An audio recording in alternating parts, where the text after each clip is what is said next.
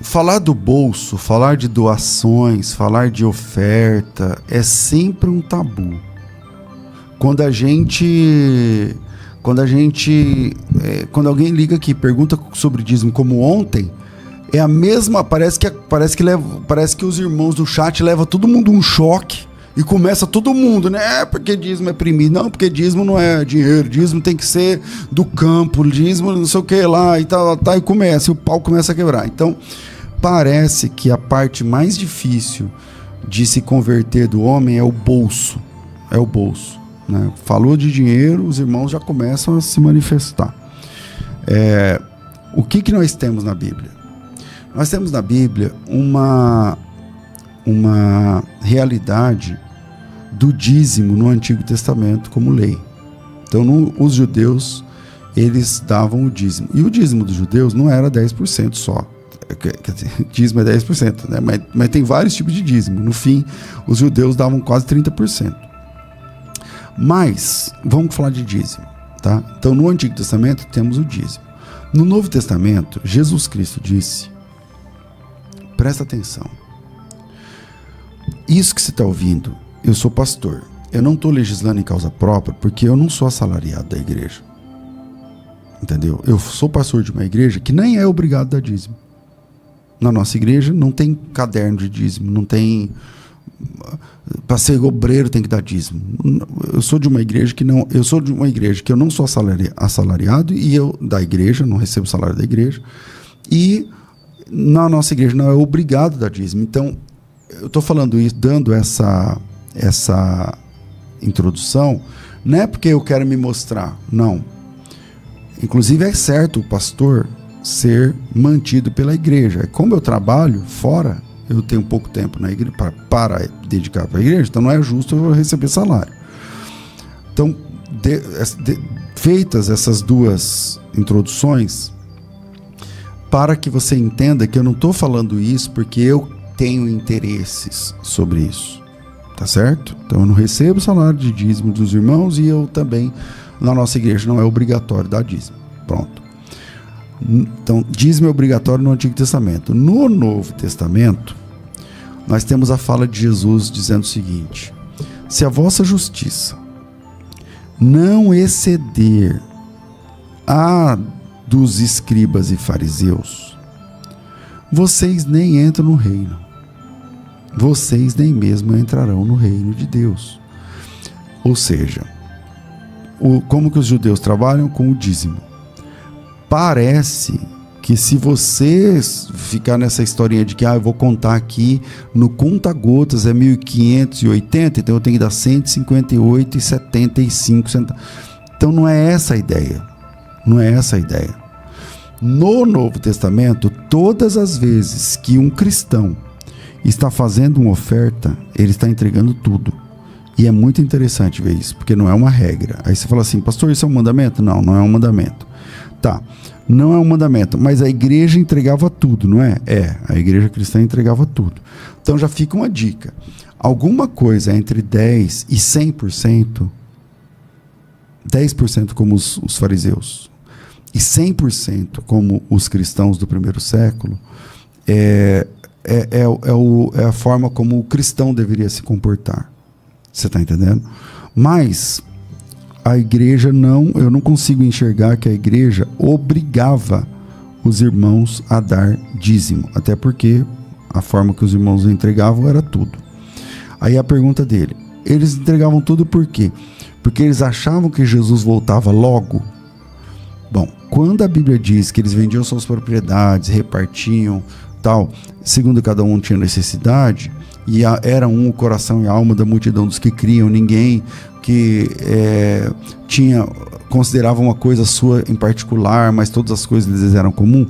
Ali não está dizendo que eles estavam fazendo aquilo já que ele está voltando, então eu vou entregar isso aqui mesmo. Não diz isso. Parece, e também não fala que é porque eles estavam sendo perseguidos. Parece que era um efeito da conversão. Parece que o que estava acontecendo ali era um efeito da conversão. E como efeito da conversão, eles estavam entregando tudo. O que é o mais lógico a gente pensar, porque assim, ó, Jesus Cristo é o nosso Redentor. Ele nos comprou. O que significa? Que Ele é nosso dono.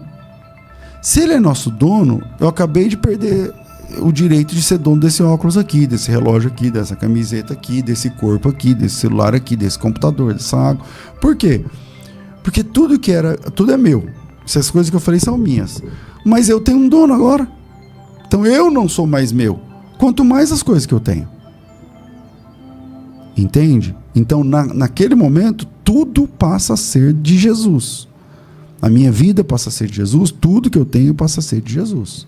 Eu ensino na nossa comunidade, é o seguinte, na hora do ofertório, eu digo assim, olha, ore a Deus e fala para Jesus, Senhor, chegou a hora do ofertório. E agora? O Senhor sabe a minha necessidade, o Senhor sabe a necessidade da tua obra. Como que eu vou servir hoje aqui? Como que eu vou contribuir?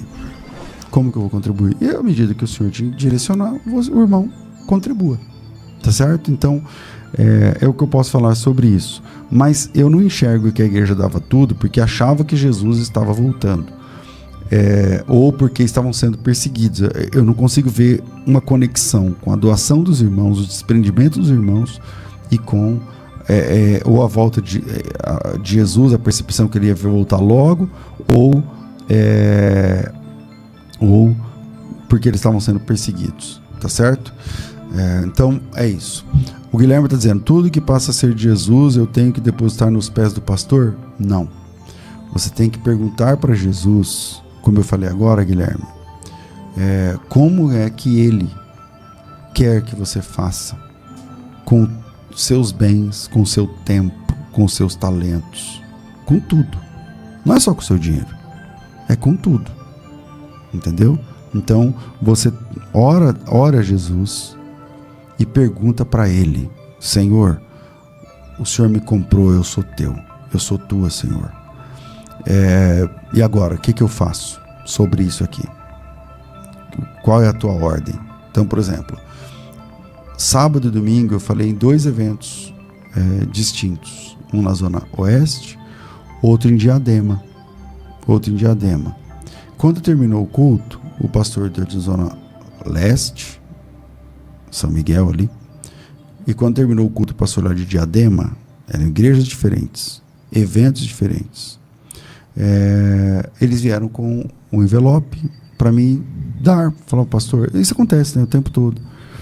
E eu falei e Deus falou para mim, hoje você não vai receber não, você já tem gasolina no seu carro, tem comida na sua casa, tá tudo certo com você, não tá? Tá. Então deixa isso aí para outra pessoa que não tem. Então, amém. O pastor veio, falou, pastor, muito obrigado, Deus abençoe, mas não preciso receber. Por quê? Porque eu já tenho recursos. Para vir aqui, para voltar, para pregar e tal. Eu não sou pregador itinerante. Então, sempre quando a gente fala de dinheiro, começa a se levantar as pessoas que são dinheiristas, as pessoas que não contribuem com nada, né? Então, essa é a encrenca, entendeu? São os irmãos que não contribuem com nada. O problema nosso é com os irmãos que não contribuem com nada. E os irmãos que não contribuem com nada, geralmente, os que dão nada, geralmente são aqueles que se levantam contra alguém que está falando sobre ofertar. Como eu disse no começo, parece que a parte mais difícil de se converter do homem é o bolso. Tá certo? Então, pensem nisso, orem sobre isso. De verdade, pensem nisso e orem sobre isso. Quando você for ofertar, ore a Deus. Senhor, sou teu. Essa igreja é tua. O Senhor que sabe a minha necessidade e a minha condição. O Senhor que sabe a necessidade e a condição dessa obra aqui, desse pessoal aqui que eu estou agora. Como eu devo me comportar agora, aqui no momento de ofertar? O que Deus falar, o irmão faz. Muitas vezes eu rapei a minha carteira, minha conta no banco. Fui lá e depositei. Tá bom. É assim que o Senhor quer? Amém. Vai ser assim. Hoje vai ser assim. Amém. Glória a Deus. E Deus seja louvado em tudo. e Deus seja louvado em tudo. Às vezes, eu também não tive dinheiro para dar. E olha, presta atenção. Isso que eu vou falar é meio contra a cultura, né?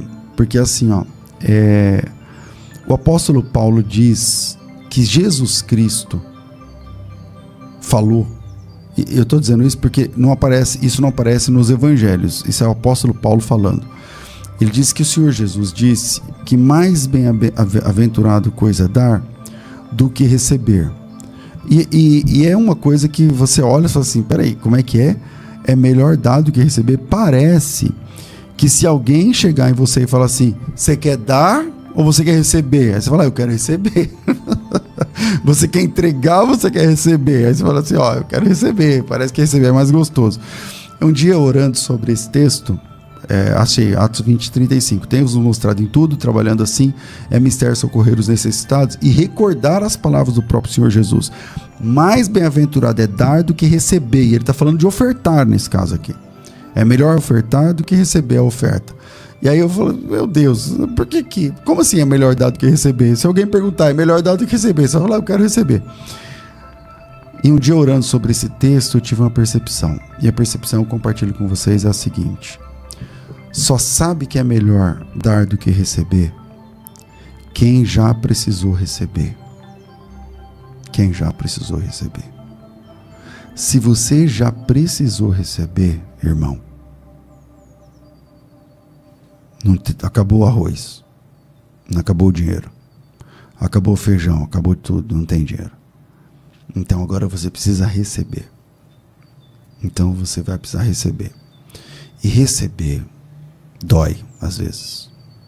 Dói, porque mexe com a nossa honra, mexe com a nossa dignidade. Aí você vai lá na igreja e volta com a cesta básica, na garupa da bicicleta, dentro do carro, dentro do ônibus, uma caixa. É bênção, glória a Deus. Mas Jesus, como sempre, está certo. É melhor dar, ter para dar, do que precisar receber. E eu não estou fazendo terrorismo. Estou dizendo de uma experiência, lendo o texto bíblico. Sabe aquele texto que não encaixa? Que você olha e fala, melhor dar do que receber. Eu falo, eu prefiro receber. Aí, orando sobre isso, eu tive essa percepção. Estou compartilhando com vocês. E eu sei. Eu comecei essa resposta falando assim, quando fala de oferta, parece que é mesmo tocar fogo no chat e começa os irmãos e coloca meme, cifrão e não sei o que, como se eu tivesse aqui recolhendo o dinheiro de vocês, fazendo votos financeiros, que não sei o que lá. Então presta atenção, não tô nem aí pro dinheiro de vocês, você tá entendendo? A minha fala aqui é o que a Bíblia diz a respeito. O que a Bíblia Sagrada diz a respeito. E a Bíblia Sagrada diz que é melhor dar do que receber ofertas, tá bom? Então, quando você vai ofertar, faça como eu estou falando aqui. Faça uma oração, Senhor, estou aqui nessa igreja, e aí? O Senhor sabe a minha necessidade e a necessidade da igreja. O Senhor sabe as minhas condições e as condições da igreja. E aqui, é quanto? O que eu faço aqui? Como eu vou agir aqui? E você vai se surpreender que você vai receber uma direção de Deus sobre como o irmão vai ofertar. Às vezes ele vai, não, 50, põe R$50 aqui. Às vezes é 2.300. E aí esquece dízimo, cara. Entendeu? Então,